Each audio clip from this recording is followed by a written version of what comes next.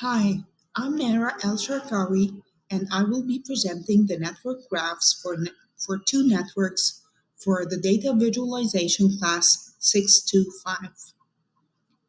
We have two datasets for networks 2 and 3, and we will be analyzing the nodes and their relationship to other nodes as well as their betweenness levels.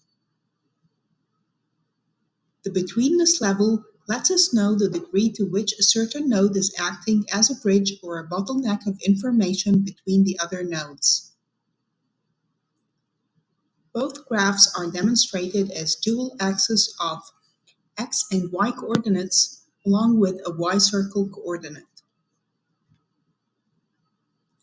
So, for network 2, we can see that the level of betweenness is highest for nodes 2, 3, and 4 at 0.19 for shadow, 0.22 for spectre, and 0.25 for stealth.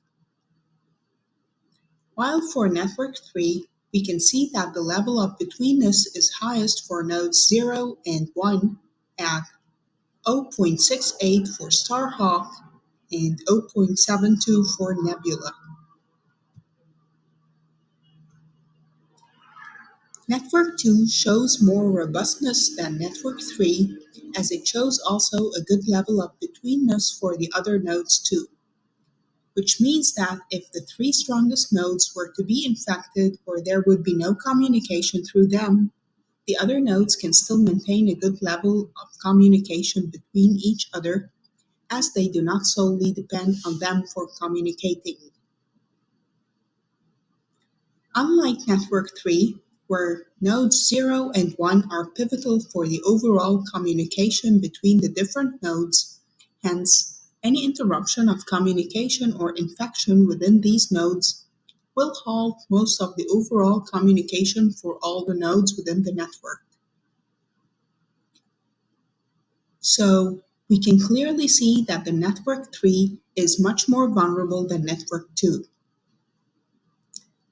It is recommended for network 3 to have better communication levels, better betweenness levels for its different nodes, as demonstrated in network 2, to render it more cyber resilient and far less fragile to infections and attacks.